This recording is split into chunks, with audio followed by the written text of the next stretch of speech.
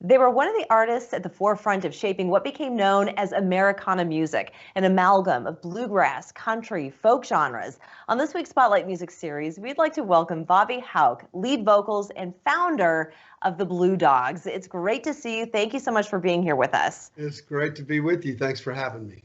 Okay, so you've been going strong now for more than 30 years as the Blue Dogs. I'm really curious if you can tell us just a little bit about your journey from its nascence to today. Well, so my main partner in the band, Hank Futch, and I grew up together in Florence, South Carolina, right up the road. And we were in Cub Scouts together. And Hank kind of grew up in a musical family. And I started playing music sort of on my own. And we just kind of in high school and college, we sort of rounded back to, playing at parties together. And that's really the genesis of the band was Hank and I just becoming, reacquainted with each other in high school and college, and it just evolved into being the Blue Dogs. And we just never stopped doing it. And now you've amassed a terrific band. Maybe you can name some of the other members who play with you either from time to time or on a regular basis. Absolutely, yeah. So right now, our Charleston band is Charlie Thompson on pedal steel, who's fantastic. And then in Charlotte, our guitar player is Dan Hood.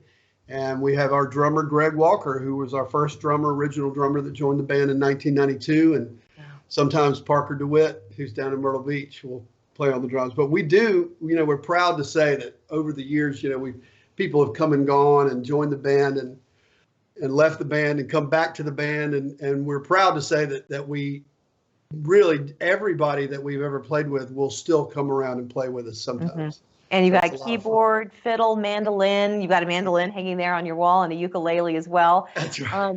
But these are all the instruments that we think of when we talk about Americana music. And I'm just curious, Americana music, it certainly evokes a certain feeling.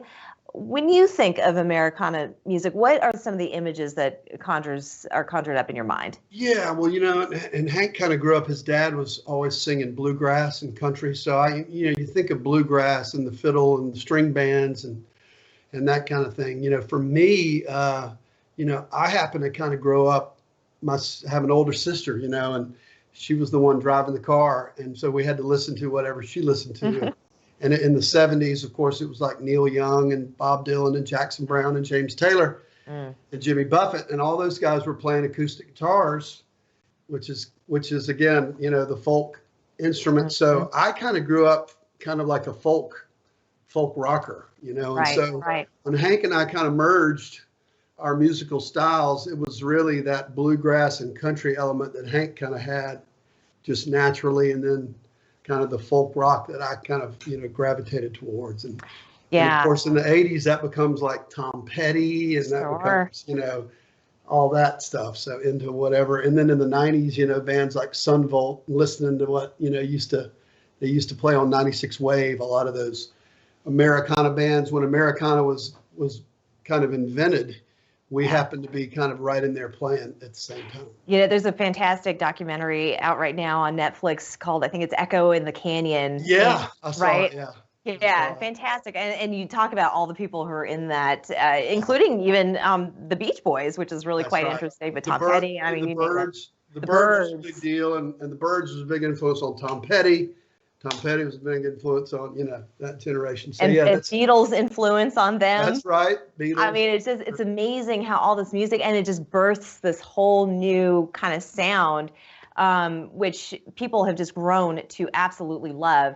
Now, you put out albums as the Blue Dogs. Are you working on anything now? Are you coming out with anything in the near future? We are. We actually are working on a bunch of stuff right now, and that's our fans will tell you they've been waiting a long time because it's been a while. We were full time from 1996 to about 2008, and then all of a sudden we all got married and had children, and kind of started doing other stuff. We never stopped playing, but we have never really found that time to be creative. Mm-hmm. And suddenly now with COVID, it's actually helped. So we're getting together with one of our former members, Philip Lammons, who lived in Georgetown for a long time, and now he's in Nashville. He just texted me a little bit ago. He just wrote a song with Bill Murray. And yeah, Bill went Really? to him. Yeah, Bill's come to some shows and he got to know Philip, and he told Philip he had Amazing. this idea, and Philip just texted it to me. And I shouldn't say that because probably nobody knows about it. Bill might be watching this right now. That's a But Fox exclusive, everybody. it's a No, no. beautiful song. It's a beautiful song. Well, we can't wait to hear it. We can't wait to hear your Long Gone Goodbye. That's going to happen after the break. But before we talk about that, just real quick, upcoming events. You're going to be at the Sunday Social. This is April 18th at 8 p.m., Wavering Place. Also, you're going to be performing for Camp Happy Days. That's It's right. good folks over there for a wonderful cause. Fantastic. Absolutely. Will And you it'll be say out that? at Firefly. So it's going to be set up just like all those Firefly shows out there. But it's for a great cause. And I know April 30th will be a beautiful day. Indeed, it will. Can you play us out just a little bit as we head to break? Oh, yes. All right. Go to.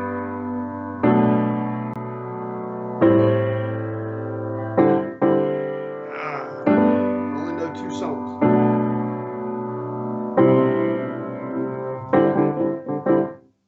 'Cause I'm easy